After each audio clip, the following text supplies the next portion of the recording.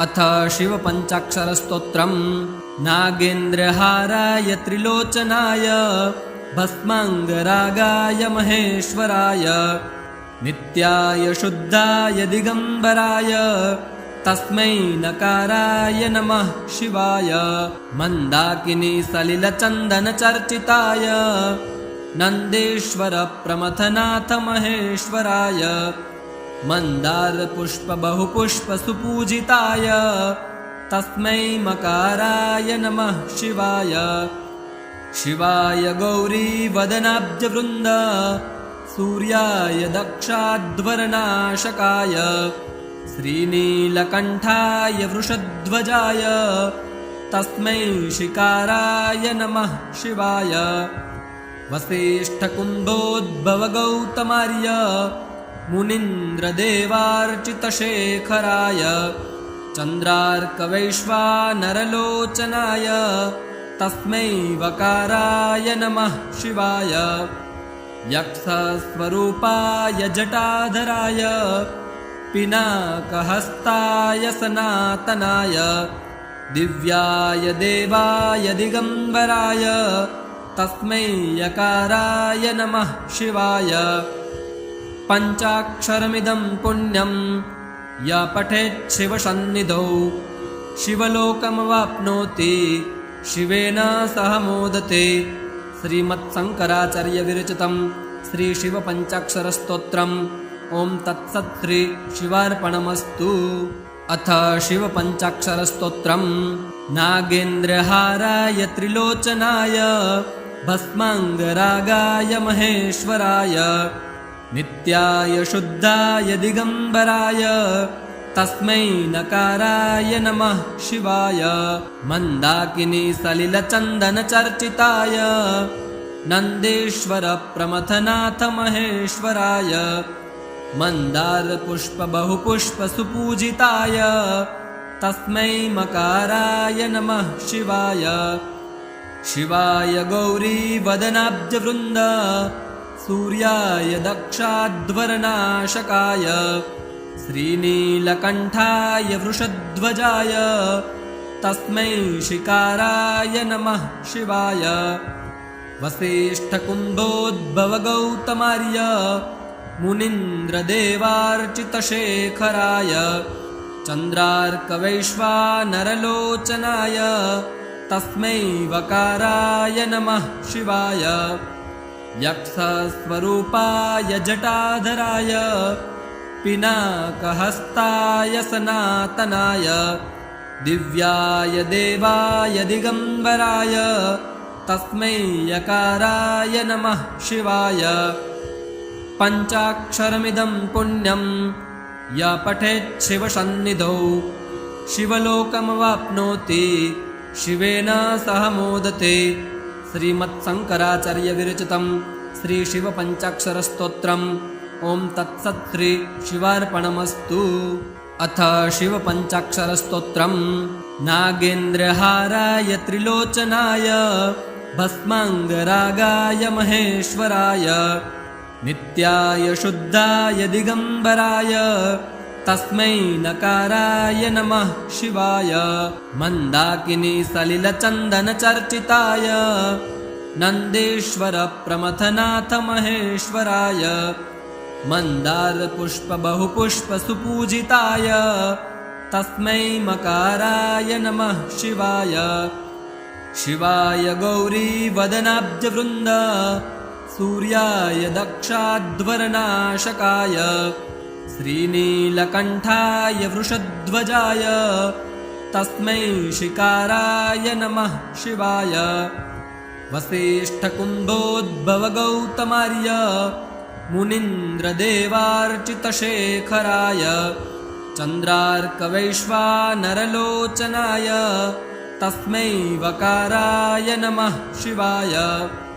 यक्षस्वरूपाय जटाधराय पिनाकहस्ताय सनातनाय दिव्याय देवाय दिगम्बराय तस्मै यकाराय नमः शिवाय।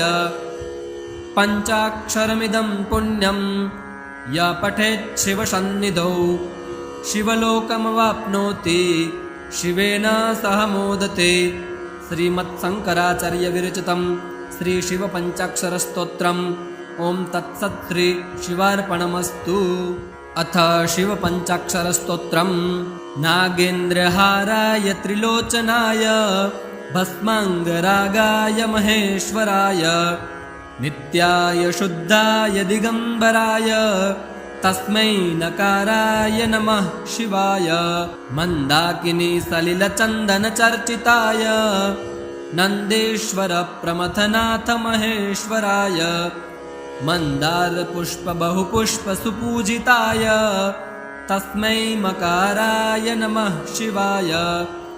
शिवाय गौरी वदनाब्जवृन्द सूर्याय दक्षाध्वरनाशकाय श्रीनीलकण्ठाय वृषध्वजाय तस्मै शिकाराय नमः शिवाय। वसिष्ठकुम्भोद्भवगौतमार्य मुनीन्द्रदेवार्चितशेखराय चन्द्रार्कवैश्वानरलोचनाय तस्मै वकाराय नमः शिवाय।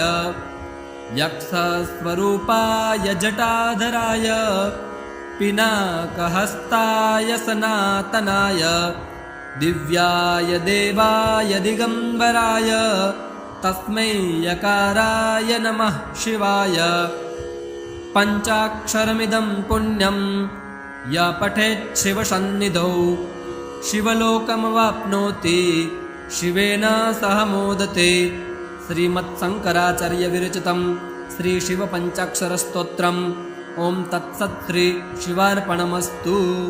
अथ शिवपञ्चाक्षरस्तोत्रम्। नागेन्द्रहाराय त्रिलोचनाय भस्माङ्गरागाय महेश्वराय नित्याय शुद्धाय दिगम्बराय तस्मै नकाराय नमः शिवाय। मन्दाकिनी सलिलचन्दनचर्चिताय नन्देश्वर प्रमथनाथ महेश्वराय मन्दारपुष्प बहुपुष्प सुपूजिताय तस्मै मकाराय नमः शिवाय। शिवाय गौरी वदनाब्जवृन्द सूर्याय दक्षाध्वरनाशकाय श्रीनीलकण्ठाय वृषध्वजाय तस्मै शिकाराय नमः शिवाय। वसिष्ठकुम्भोद्भवगौतमार्य मुनीन्द्रदेवार्चितशेखराय चन्द्रार्कवैश्वानरलोचनाय तस्मै वकाराय नमः शिवाय। यक्षस्वरूपाय जटाधराय पिनाकहस्ताय सनातनाय दिव्याय देवाय दिगम्बराय तस्मै यकाराय नमः शिवाय। पञ्चाक्षरमिदं पुण्यं य पठेत् शिवसन्निधौ शिवलोकमवाप्नोति शिवेन सह मोदते। श्रीमत्शङ्कराचार्यविरचितं श्रीशिवपञ्चाक्षरस्तोत्रम्। ॐ तत्सत् श्री शिवार्पणमस्तु। अथ शिवपञ्चाक्षरस्तोत्रम्। नागेन्द्रहाराय त्रिलोचनाय भस्माङ्गरागाय महेश्वराय नित्याय शुद्धाय दिगम्बराय तस्मै नकाराय नमः शिवाय। मन्दाकिनी सलिलचन्दनचर्चिताय नन्देश्वर प्रमथनाथ महेश्वराय मन्दारपुष्प बहुपुष्प सुपूजिताय तस्मै मकाराय नमः शिवाय। शिवाय गौरी वदनाब्जवृन्द सूर्याय दक्षाध्वरनाशकाय श्रीनीलकण्ठाय वृषध्वजाय तस्मै शिकाराय नमः शिवाय। वसिष्ठकुम्भोद्भवगौतमार्य मुनीन्द्रदेवार्चितशेखराय चन्द्रार्कवैश्वानरलोचनाय तस्मै वकाराय नमः शिवाय।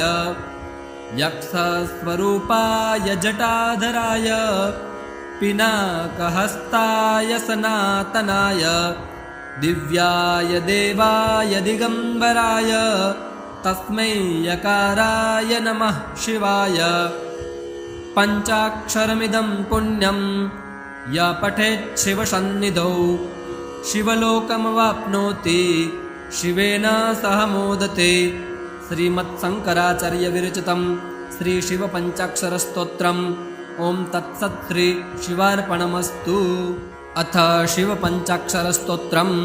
नागेन्द्रहाराय त्रिलोचनाय भस्माङ्गरागाय महेश्वराय नित्याय शुद्धाय दिगम्बराय तस्मै नकाराय नमः शिवाय। मन्दाकिनी सलिलचन्दनचर्चिताय नन्देश्वर प्रमथनाथ महेश्वराय मन्दारपुष्पबहुपुष्पसुपूजिताय तस्मै मकाराय नमः शिवाय। शिवाय गौरीवदनाब्जवृन्द सूर्याय दक्षाध्वरनाशकाय श्रीनीलकण्ठाय वृषध्वजाय तस्मै शिकाराय नमः शिवाय। वसिष्ठकुम्भोद्भवगौतमार्य मुनीन्द्रदेवार्चितशेखराय चन्द्रार्कवैश्वानरलोचनाय तस्मै वकाराय नमः शिवाय। यक्षस्वरूपाय जटाधराय पिनाकहस्ताय सनातनाय दिव्याय देवाय दिगम्बराय तस्मै यकाराय नमः शिवाय। पञ्चाक्षरमिदं पुण्यं य पठेत् शिवसन्निधौ शिवलोकमवाप्नोति शिवेन सह मोदते। श्रीमत्शङ्कराचार्यविरचितं श्रीशिवपञ्चाक्षरस्तोत्रम्। ॐ तत्सत् श्री शिवार्पणमस्तु। अथ शिवपञ्चाक्षरस्तोत्रम्। नागेन्द्रहाराय त्रिलोचनाय भस्माङ्गरागाय महेश्वराय नित्याय शुद्धाय दिगम्बराय तस्मै नकाराय नमः शिवाय। मन्दाकिनी सलिलचन्दनचर्चिताय नन्देश्वर प्रमथनाथ महेश्वराय मन्दारपुष्पबहुपुष्पसुपूजिताय तस्मै मकाराय नमः शिवाय। शिवाय गौरीवदनाब्जवृन्द सूर्याय दक्षाध्वरनाशकाय श्रीनीलकण्ठाय वृषध्वजाय तस्मै शिकाराय नमः शिवाय। वसिष्ठकुम्भोद्भवगौतमार्य मुनीन्द्रदेवार्चितशेखराय चन्द्रार्कवैश्वानरलोचनाय तस्मै वकाराय नमः शिवाय। यक्षस्वरूपाय जटाधराय पिनाकहस्ताय सनातनाय दिव्याय देवाय दिगम्बराय तस्मै यकाराय नमः शिवाय। पञ्चाक्षरमिदं पुण्यं य पठेत् शिवसन्निधौ शिवलोकमवाप्नोति शिवेन सह मोदते। श्रीमत्शङ्कराचार्यविरचितं श्रीशिवपञ्चाक्षरस्तोत्रम्। ॐ तत्सत् श्री शिवार्पणमस्तु। अथ शिवपञ्चाक्षरस्तोत्रम्। नागेन्द्रहाराय त्रिलोचनाय भस्माङ्गरागाय महेश्वराय नित्याय शुद्धाय दिगम्बराय तस्मै नकाराय नमः शिवाय। मन्दाकिनी सलिलचन्दनचर्चिताय नन्देश्वर प्रमथनाथ महेश्वराय मन्दारपुष्पबहुपुष्पसुपूजिताय तस्मै मकाराय नमः शिवाय। शिवाय गौरीवदनाब्जवृन्द सूर्याय दक्षाध्वरनाशकाय श्रीनीलकण्ठाय वृषध्वजाय तस्मै शिकाराय नमः शिवाय। वसिष्ठकुम्भोद्भवगौतमार्य मुनीन्द्रदेवार्चितशेखराय चन्द्रार्कवैश्वानरलोचनाय तस्मै वकाराय नमः शिवाय। यक्षस्वरूपाय जटाधराय पिनाकहस्ताय सनातनाय दिव्याय देवाय दिगम्बराय तस्मै यकाराय नमः शिवाय। पञ्चाक्षरमिदं पुण्यं य पठेत् शिवसन्निधौ शिवलोकमवाप्नोति शिवेन सह मोदते। श्रीमत्शङ्कराचार्यविरचितं श्रीशिवपञ्चाक्षरस्तोत्रम्। ॐ तत्सत् श्री शिवार्पणमस्तु। अथ शिवपञ्चाक्षरस्तोत्रम्। नागेन्द्रहाराय त्रिलोचनाय भस्माङ्गरागाय महेश्वराय नित्याय शुद्धाय दिगम्बराय तस्मै नकाराय नमः शिवाय। मन्दाकिनी सलिलचन्दनचर्चिताय नन्देश्वर प्रमथनाथ महेश्वराय मन्दारपुष्पबहुपुष्पसुपूजिताय तस्मै मकाराय नमः शिवाय।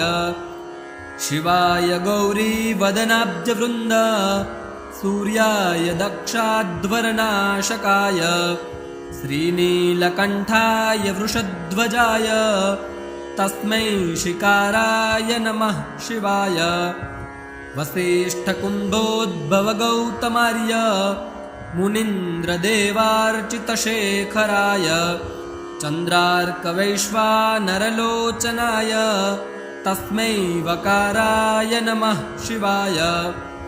यक्षस्वरूपाय जटाधराय पिनाकहस्ताय सनातनाय दिव्याय देवाय दिगम्बराय तस्मै यकाराय नमः शिवाय।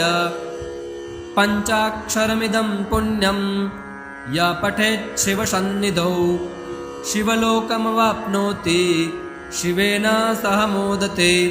श्रीमत्शङ्कराचार्यविरचितं श्रीशिवपञ्चाक्षरस्तोत्रम्। ॐ तत्सत् श्री शिवार्पणमस्तु।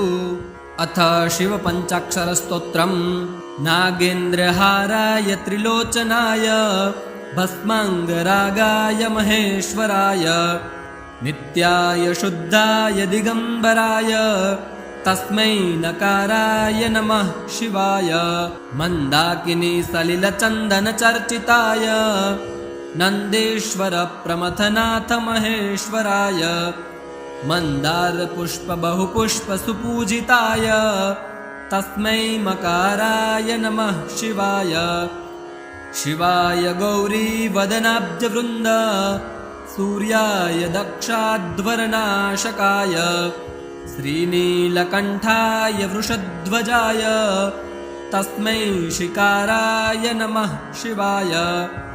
वसिष्ठकुम्भोद्भवगौतमार्य मुनीन्द्रदेवार्चितशेखराय चन्द्रार्कवैश्वानरलोचनाय तस्मै वकाराय नमः शिवाय। यक्षस्वरूपाय जटाधराय पिनाकहस्ताय सनातनाय दिव्याय देवाय दिगम्बराय तस्मै यकाराय नमः शिवाय। पञ्चाक्षरमिदं पुण्यं य पठेत् शिवसन्निधौ शिवलोकमवाप्नोति शिवेन सह मोदते। श्रीमत्शङ्कराचार्यविरचितं श्रीशिवपञ्चाक्षरस्तोत्रम्। ॐ तत्सत् श्री शिवार्पणमस्तु।